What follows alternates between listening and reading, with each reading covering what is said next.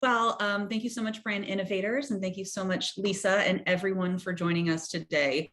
I already warned Lisa, but I feel like I have to warn all of you. If I randomly start asking questions in sing-song, in song form, it's because I was at Disney World last week with my daughter for the first time, and I cannot get It's a Small World out of my head. So apologies in advance if that happens.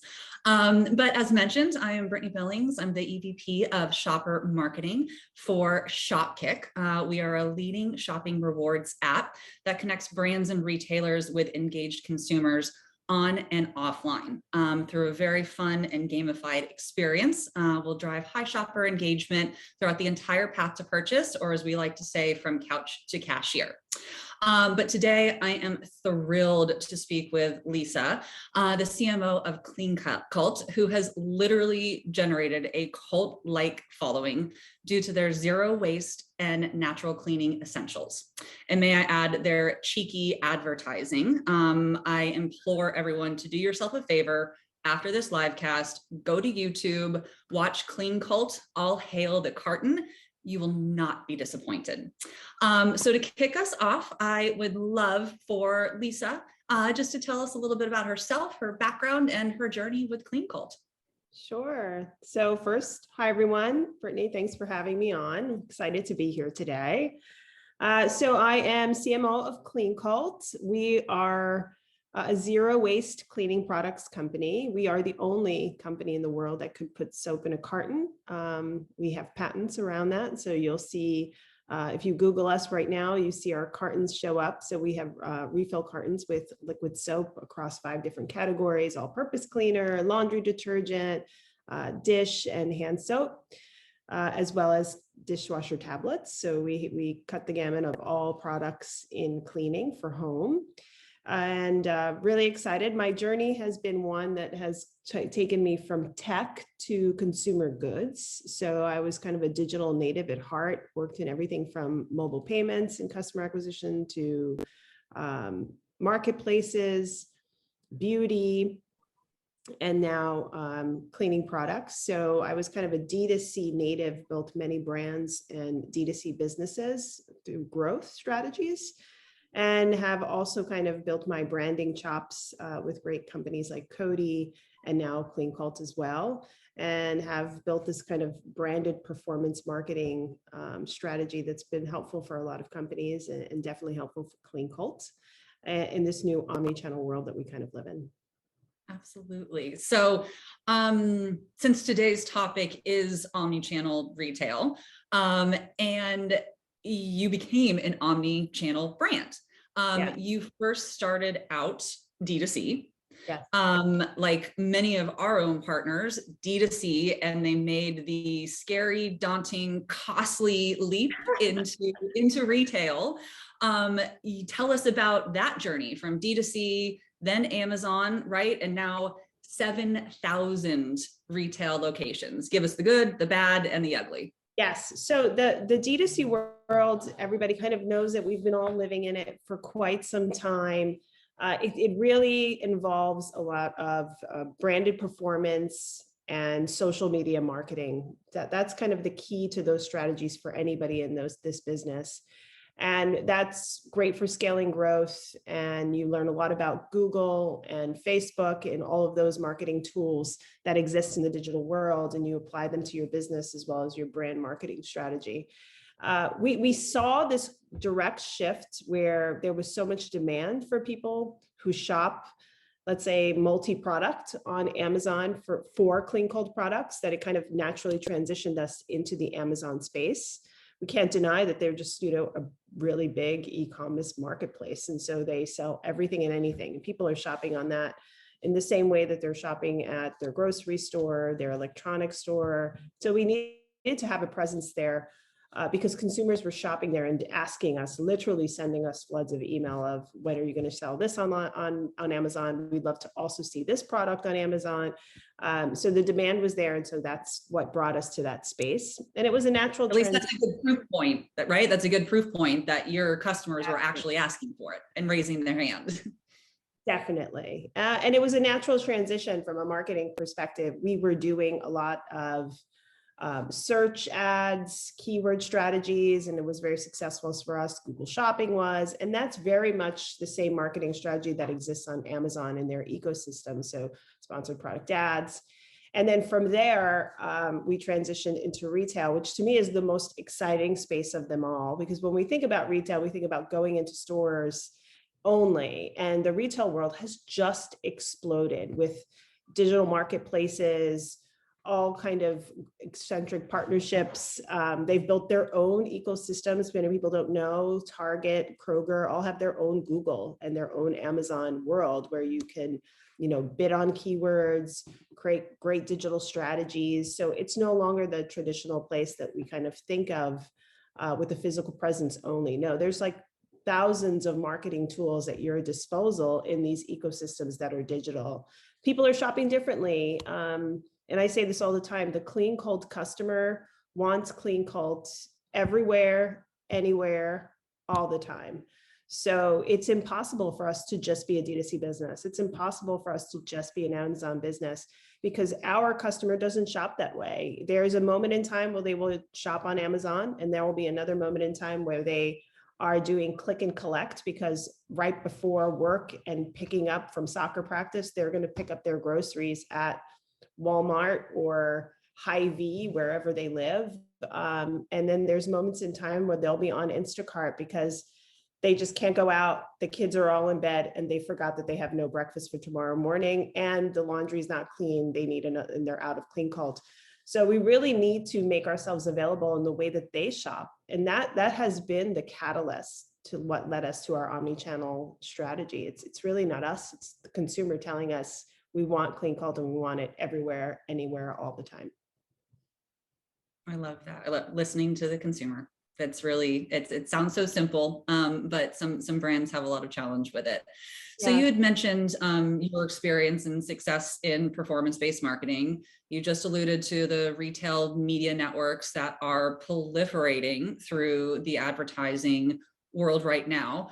If I think about probably one of the challenges, maybe, and I don't want to put words in your mouth by any means, but from a D2C brand going into retail, you do lose owning the customer at some points, right? And experience is king or queen when it comes to your brand. And so as a D2C, you own the data, you own the personalization experience. Let's start first with that question. As a D2C brand, how are you leveraging your customer data that you're capturing and owning through your own channels to create and enhance a great customer experience? Yes, so there were two places actually for us. So our own internal data from our subscriber base, because we did have a D2C subscriber business. People do run out of their laundry pretty much every 30 days, or 60, depending how much they do. So we had a great subscriber business and we still do hundreds of thousands of subscribers. And we communicate with them with surveys on a regular basis. And now we also had Facebook, which everyone used Facebook, let's say, as consumer insights research when you were in a D2C world and didn't want to engage like an Ipsos or bigger agency that would have a lot of expense to it. And nowadays, because of the shift in iOS, we no longer really rely on Facebook as much for acquisition, and we don't rely on it for consumer insights or maybe A/B testing, but at the maximum. And so I think all performance marketers are learning, including myself, in order to really stay close to the customer, you have to go back to the roots of doing consumer insights research, and not just quantitative, but qualitative. So, again, because we don't own that customer in store, Cleancult makes it a priority to do qualitative research where we make, mock grocery store environments, and we listen to, we bring in, kind of their particular customer based on the demographics, and we listen to everything they have to say. We don't just give them surveys. We literally sit behind the glass and listen to all of the commentary about the packaging, the product, and the full experience. So yeah, going back to the old school way of consumer insights is really important. Otherwise, we just won't know what's going on in that retail environment. Yeah.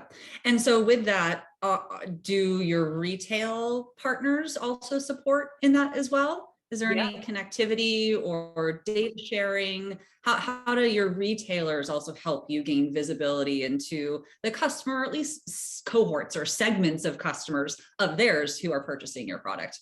Yes, so the retailers have a great amount of first-party data. They do share with us, I would say, aggregated data, because obviously for privacy reasons, it can't be more than that. So we do get a great understanding from our partners about the customers, their customer and our customers. So we kind of consider our partners in that sense. And then we also share with them all the research that we find about the demand for their demographic and their customers. I mean, we actually bring in, Walmart, Walgreens, Target, Hy-Vee customers, and we give them that feedback as well, especially when we see, really strong interest in a particular category, a particular a scent that they don't have on shelf. So that's how we kind of partner with one another on data. Okay, they're really great. insightful. I would say trends, like we really get great insights on trends, particularly from retailers as well, where things are going next. I think that's super helpful, right? That you said earlier that your customers are generally purchasing cross-category, right? So you get now greater insights into consumers and what their behaviors are outside of your natural cleaning essentials. Yes. And there's a lot of synergies, and then there's a lot of surprises in that data about what else they bought. Yeah. Yeah. Absolutely. Does that potentially, now this is just does that potentially help inform product development for you? 100%, 100%. Yes. So for example, if there's a cohort like moms that also buy, our fragrance-free Cleancult products, and then they buy, personal care or baby care products that are very similar. They're fragrance-free, they're for sensitive skin, and that is a big cohort of shopper at a particular retailer. It does drive kind of our pipe of product dev for sure. Okay, excellent. Yeah. So I know we can't not talk about coming out of COVID and a pandemic and how consumers have changed. And I'd say even before the pandemic, the rise of the conscious consumer was real and tangible. And I wouldn't say a trend anymore. I'd say it's almost getting to be de facto. Younger demographics are expecting more from the brands that they're spending their dollars with: sustainable, purpose-driven, eco-conscious. Your brand was based on sustainability, founded on it. And we know retailers are potentially lagging a little bit behind in that trend. Of course, there is the US Plastics Pact, so trying to make advancements in that area. What sustainability challenges has Cleancult faced within retail? And then how has it been progressing with retailers? How are they making progress? Yeah. Sustainability challenges in retail have been, we have a really unique packaging. We are the only company in the world that could put soap in a carton, period. So we sit on shelf with this sea of plastic that just literally surrounds us. I think the consumer is not given many options and still kind of sees the sea of plastic on a regular basis. And that seems to be the dominant still to date. So we are, we stand out, we are unique, but sometimes a challenge can be when everyone else has these big plastic jugs of laundry detergent that are massive, and we have a really sleek carton with concentrated product that can do 64 loads for, half the volume. It can be a challenge. It's just people are preconditioned to seeing huge laundry detergents and think that they need that to do 64 loads. So that's one challenge. Like, sustainability can be viewed as something that could be unaffordable, is difficult, and sitting on shelf can be a challenge to kind of get yourself out there and seen by the consumer. But on the flip side of that, retailers are flocking to us, to be totally honest, because we can fulfill their promise for the future. So we're unique in that way that putting us on shelf gives them the opportunity to show that they're serious about the pack that they made. They're moving forward with it. and they're searching for more options, not just, concentrates and plastic, but real solutions that are easy for people to adopt. And that people don't have to feel like they have to make this major change in their lifestyle in order to be sustainable. They're going to bring the sustainability to the consumer. And that's really what they love about us the most. That's great. Yeah. And how you mentioned, the sea of plastic, and you're different and it's concentrated. That's a little bit of an education process for some consumers. How are you doing that today? Where are you finding success with that? We're finding success with that on pack. I think that's the most powerful messaging. So the carton itself, it's very easy for people to understand. They get it. They see the recyclability of it. And then being very direct on packaging about, the product having the ability to do 64 loads. You don't need the huge blue viscous kind of volume of petroleum anymore. And so we make it clear that this is better for them, better for their home, better for their families, and better for the environment. And that seems to kind of win people over. When they get this kind of visual and clarity on pack, it clicks right away, and kind of the units just move themselves. We don't have to do a lot of advertising, but we are kind of a fun brand, which is unique to cleaning. I think that is another kind of unique voice that we have, is that we want to kind of make cleaning fun and about self-care and about, bringing some joy to your life versus it being a chore. And so you referenced kind of our latest video, which is the Cult of Clean. Honest, love it. Please, everyone, go watch it. You and your team did an amazing job. Yes, it is really fun. I mean, we wanted to kind of bring our community to life, and that really is kind of an expression of our brand, an expression of us kind of as a team. We really have a great culture internally, and we want cleaning to be fun. We want to bring kind of some fun and joy to this category in a way that didn't exist before. It seems a bit serious to us, and we think it can be joyful. But yes, we do a lot of fun advertising, not for the sake of just doing it, but really to bring the brand to life to people, to help them understand that sustainability can be fun. It doesn't have to be a downer by any means. Yeah. Exactly. It's the opposite, right? It's the opposite of downer. It's absolutely an upper for all of us and future generations. Yeah. So I think, I always think about my shopping experience on Amazon or when I'm shopping at home, right? You have the convenience of sitting on your couch. I'm searching, I always filter by Prime, then reviews, then price point, right? And you now get this kind of curated list.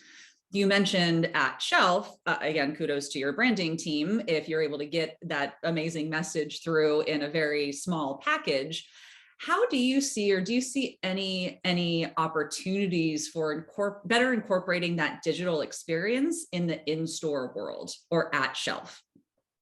Yeah, so I spend a lot of time walking around all kinds of supermarkets, mass stores, and Targets. And I've seen that people really do shop, look on shelf, and hold their phone at the same time. This is not a trend. Most of the time, people are searching for things, Googling things, looking for a coupon. It's very much a multi-platform experience when you're shopping in store. And the stores have a lot of opportunities for you to scan and search and get coupons, et cetera. So it's very, I would say, three-dimensional in its experience. You're not just walking in aisle. So I do think there's a lot of opportunities in store for brands to have great banners, great experience, optimize their merchandising so that that mobile device can be activated and you can engage them with offers. You could share with them better information about your products. And consumers are interested, they're connected. They want to see those reviews. They want to see the validation and the credibility that goes along with your products, because there's a lot of choice out there. And so I think bringing that merchandising to life to make it both digital and physical and mobile, so that the consumer, at the tip of their fingers could get access to what they need to know, as well as offers, right? And all of the upside that can go with it.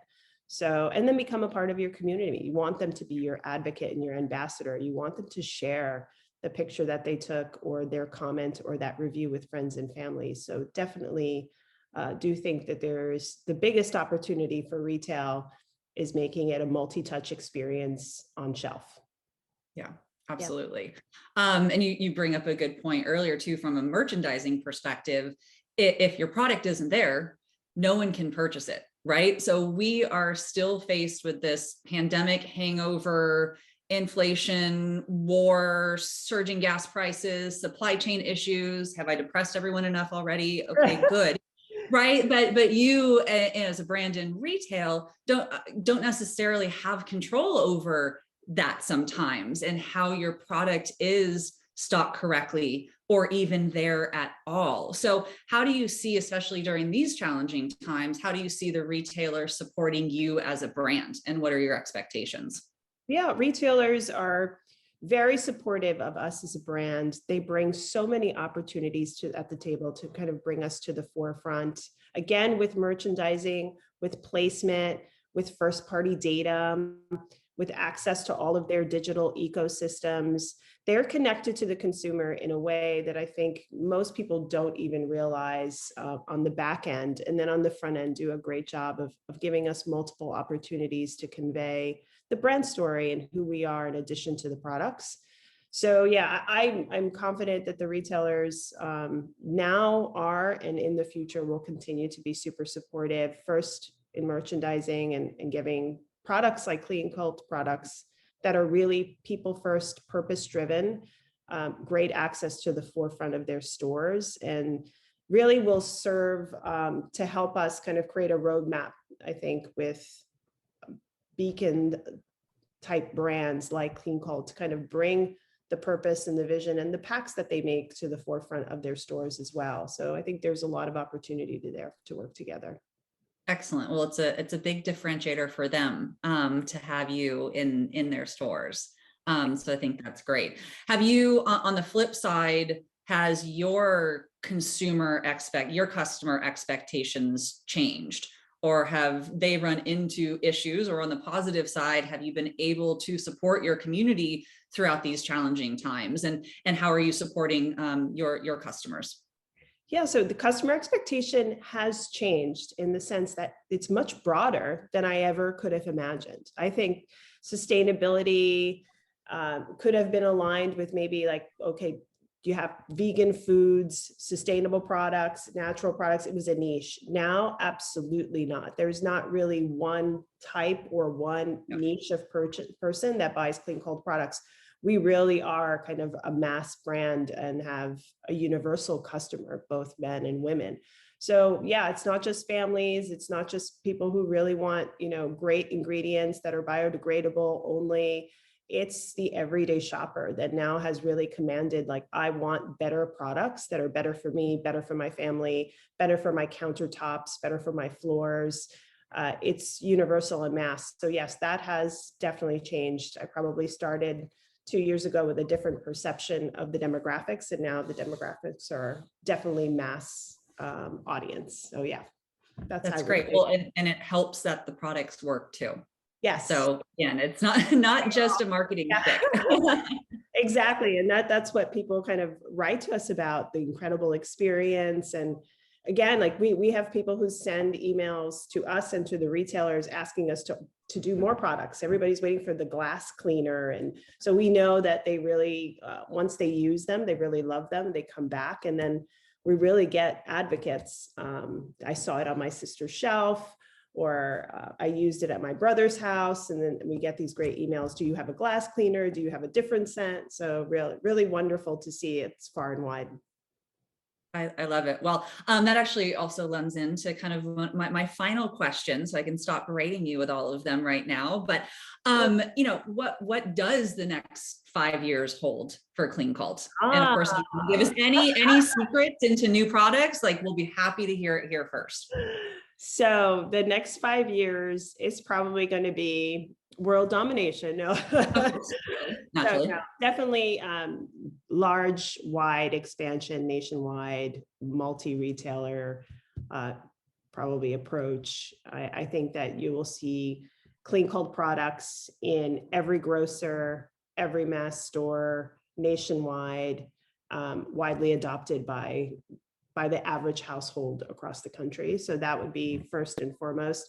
I definitely envision more household products, more scents, more efficacious products as well. Like we really want to work on performance and having the best in class, even though we do have them now, but maybe a glass cleaner, multiple scents and categories, maybe, you know, expanding into a new category if possible.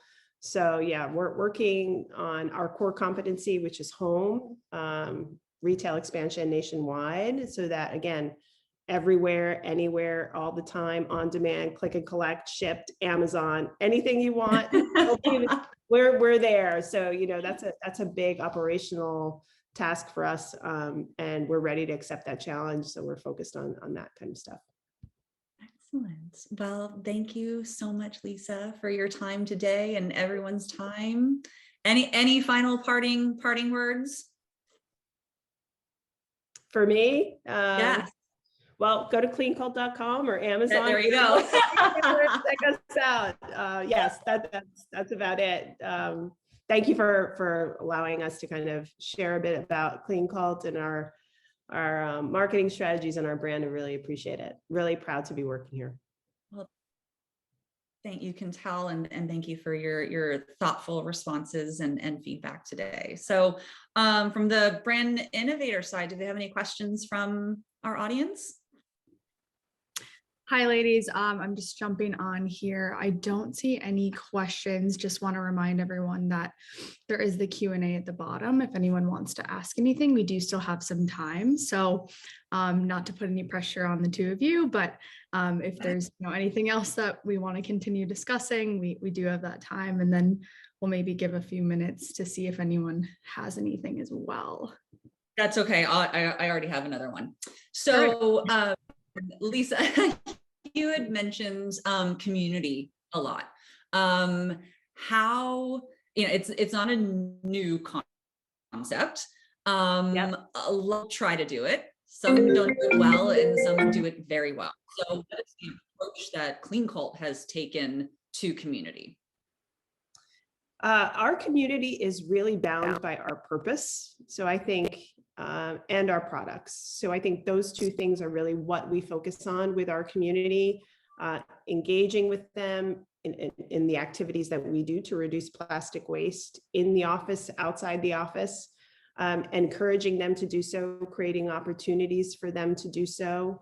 And then of course, sharing emails, engaging them on what new scents they want, what new products they want. They really are almost an internal part of our marketing team and our company. We really speak to them on a regular basis, and we do things with them on a regular basis. So that's really kind of our strength of our community, is we are connected on the same purpose.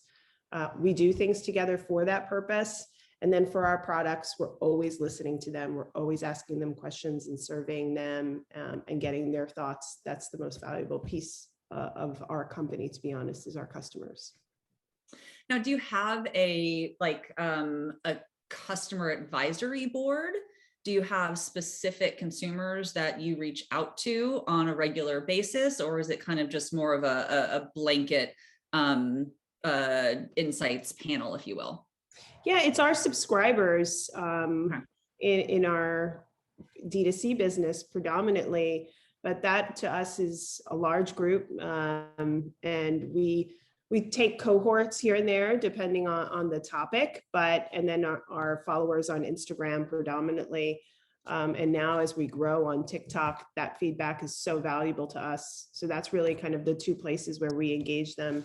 There's no kind of segment. We really kind of go for as many as possible when we're speaking to them. But yeah, I would say our subscriber base and our Instagram followers are our two most touched points. Most touch points. And then you say growing in TikTok, which I think many of us are all saying that as well. How is your social team approaching each of the social platforms? Is it a one size fits all model, or is it a little bit different between IG and TikTok? Yes, so definitely different. TikTok is more, there are clean talks. So clean talks are enormously popular on TikTok. So that user generated content showing people, how our products are used in the home and engaging with creators on TikTok that love to create clean talks with our products is really how that channel is growing. And then on Instagram, it's much more about our products, about our brands. The video, for example, is one that, kind of exploded on social for us. That was shared. I think we had just on one post of that alone, 2,000 to 3,000 likes in less than 10 minutes. It was incredible, the kind of engagement we got from Instagram. So the fun part, the voice and tone of the brand and who we are, that piece really resonates on Instagram, as well as our products. And then I think on TikTok, it's about the usage. People want to see it, our products live and in action and in unreachable, unbelievable places. So totally different strategies. Clean talk. And I know we have a question, but just one follow-up one from social. Do you see two different, you mentioned your different kind of demographics that you were surprised about. Do you see those two audiences living differently in Instagram versus TikTok, for example? No, they're in both and living, using the platforms differently, but no, there is like absolutely not a younger audience on TikTok. There are a lot of TikTok representatives of all ages. So yeah, I don't see much of a difference. It's just kind of the content is a bit different, but same people. Okay. All right, perfect. All right, let's see here. We have a question. Lisa, what are your biggest challenges with scaling new user growth? What are the fastest growing channels for your brand? Fastest growing channels for our brands. I would say TikTok is one of the fastest growing channels for our brands, voice awareness and marketing in general. Again, the clean talks and all of the creators that are on that platform. So that's one. And I think, in store and retail, that penetration has led to a whole new audience for us together with the retailers. So that's another place that we're scaling and scaling quickly. So Walmart.com, for example, that's been a huge success for us. And then that Walmart audience, all the reviews that are kind of accelerating on that platform has really been a powerful acquisition channel for us. So retail partnerships, and then on the digital side, I would say TikTok is growing for us pretty steadily. Yeah. Excellent. Two follow-ups to that. So one on the TikTok front, how are you actually measuring performance in terms of direct response via TikTok? Yeah. So the number of creators that are independently creating content and just either tagging us or hashtagging us within the litany of hashtags that are in there. So yes, it's kind of independent of us. People are getting our products and they're creating content for us. So that's how we're kind of measuring success and the enormous amount of engagement that those creators get on our behalf. So that's the incredible organic growth that's just created by people using and buying our products. Again, because we try to be everywhere, anywhere, all the time, whenever they want us. So that accessibility makes it easy for them to buy it and create content with it. So we're not even like seeding it, it's them independently doing it. So that's one way that we're measuring. No pun intended, organically, naturally. Yes. Yeah, exactly. And then you mentioned Walmart. Are you currently participating in their retail media network? Is that a investment channel for you? Yes. So that's how we're measuring success there. So on Walmart.com, particularly investments in keyword strategies, sponsored product ads, and conversions and checkouts, all easily kind of digital performance measures of growth. Yeah. Well, with the, we talk about surging prices, with the surging prices on Meta and Google and other, kind of the mega channels like that, the retail media networks and other type shopper platforms really are coming to the forefront and being an efficient, effective channel. Yeah. I mean, look, that is getting them at the POS. So it's been a shift of budgets, I think, for everyone in this space that, top of funnel just needs to work itself out right now after the iOS changes. So people are going straight to the retailer and POS where the customer intent is there. It's in the search bar. And so that leads to conversions and checkouts. So the retailers are really getting their moment in time that I think they deserve, because those marketplaces are actually extra sophisticated at these moments. They've built great platforms and good ecosystems. Great. All right. We have one more as well. Is there any kind of marketing you wanted to do but haven't yet? Marketing I wanted to do but haven't yet. Yes. So integrated marketing, I really would love, now that COVID has seemed to pass, I say that hesitantly, but I would really love to get out there and get more integrated marketing experiences in big events where people can kind of touch, feel, and smell the product. We actually have incredible scents. We spend a lot of time customizing them so that they are extraordinary experiences, and really kind of touch and feel the customer again, new customers again, and give them an opportunity to physically feel the product, even if they're not in store, but at an event, and help convey also that self-care, get that message out there that people don't have to see kind of cleaning their house as a chore, and that when you're done, it's almost like a spa experience for you. So that's what we're trying to create and trying to bring that to life in more physical activations than just digital activations. Yeah. And do you see that you mentioned sponsorship? So we actually just sponsored Boston Calling Music Festival. And to your point, it was so lovely to see people in person and just the openness and the willingness and the happiness of, being around human beings. So there's the partnership angle, but then there's also do you have any of your just own branded stores in mind, or any pop-up experiences that you're toying with at the moment? No pop-up experiences and no Cleancult stores, although that would be really cool for me personally. But I think we have so many awesome retail partners that I think we can probably and will probably bring these things to life with our retail partners. Well, you can see it, Ulta within Target right now. They are creating kind of the store within the store, that I can see a beautiful marriage with your experience within the stores that way. That's exactly what we hope to create in the future. Absolutely. Very exciting. Yeah. Okay. Well, there isn't any other questions, because I can keep going if we need to. Yeah, you're great. This has been awesome. I love the little bonus time. That was really, really an awesome conversation. And Lisa, I think it's so fascinating when you were talking about TikTok and, the clean talk. It's like its own little niche culture, and it's just like crazy how that's all blown up. So I myself love the cleaning TikToks. They're very satisfying. So they are interesting avenue for you guys. But well, thank you both so much. We really appreciate you guys taking the time out of your day. And, we hope to see you again on the virtual stage. Thank you.